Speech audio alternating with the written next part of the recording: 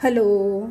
Mint, जी हाँ, पुदीना गर्मियों में हमारे किचन में पाए जाने वाला बहुत ही इम्पॉर्टेंट एरोमेटिक हर्ब है, जिसे अगर सही तरीके से यूज़ किया जाए तो काफ़ी अधिक मेडिसिनल प्रॉपर्टीज़ रखता है।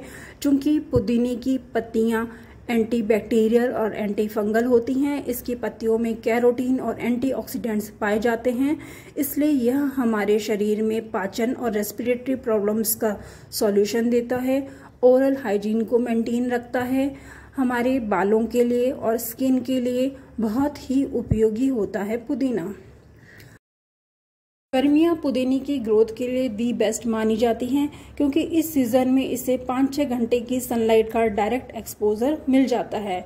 जी हाँ, पुदीने की ग्रोथ के लिए ब्राइट सनलाइट बहुत अधिक ज़रूरी है, लेकिन यह भी ध्यान देना चाहिए कि लगातार 8-10 घंटे की धूप में यह पुदीना नहीं रहना चाहिए, वरना इसकी जो रूट्स हैं वो ड्राई हो जाती हैं। इसलिए अगर डायरेक्ट ज़मीन में है या कंटेनर में पुदीना लगा हुआ है तो यह ध्यान रखना चाहिए कि दिन के कुछ समय में इस पे पार्शियल शेड भी आ जाए, क्योंकि अगर डायरेक्ट सनलाइट पड़ेगी तो इसकी रूट्स पूरी ड्राई हो जाती हैं और पुदीने की रूट्स हमेशा नम होनी चाहिए, गीली रहनी चाहिए।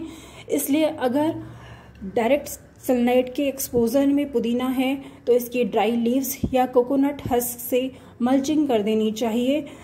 यह बिल्कुल ध्यान रखना चाहिए कि इसकी रूट्स जो हैं पूरी ड्राई ना हो। तो इस तरह से ब्राइट सनलाइट और पार्शियल शेड दोनों का बैलेंस बनाए रखेंगे तो पुदीना बहुत अच्छा ग्रोथ करेगा। बात की जाए फर्टिलाइज़र की, तो किसी भी तरह का फर्टिलाइज़र, चाहे वो काउडंग कंपोस्ट हो, किचन कंपोस्ट हो या वर्मी कंपोस्ट हो, लिक्विड फॉर्म में दिया जाना चाहिए, जिससे पुदीना को सारा न्यूट्रिशन मिलता है और यह हरा भरा रहता है और तेज़ी से ग्रोथ करता है।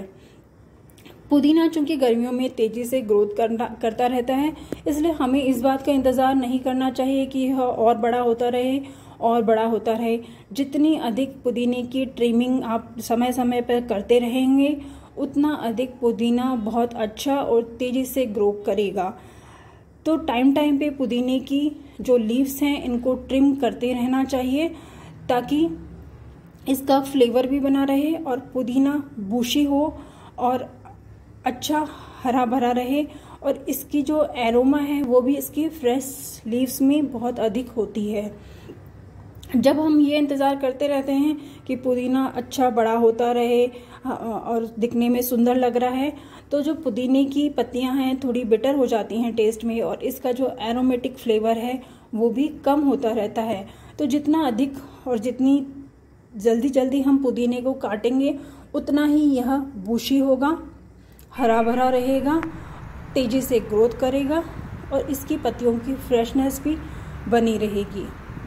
तो देखिए, ये मैंने जो पुदीना हार्वेस्ट किया वो है, इसे हम चटनी भी बना सकते हैं, किसी भी तरह का आम पन्ना, नींबू जूस में इसकी लीव्स को यूज़ कर सकते हैं।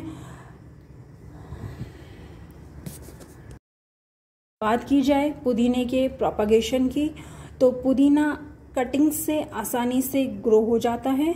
इसकी कटिंग्स को पानी में रखने पर हफ्ते 2 हफ्ते में इसकी अच्छी रूट्स ग्रो हो जाती हैं, और अगर इसकी कटिंग्स को डायरेक्ट सॉइल में लगाया जाए या कंटेनर में लगाया जाए और पूरे टाइम नम रखा जाए तो भी इसकी जो रूट्स हैं वो इजीली ग्रो कर जाती हैं।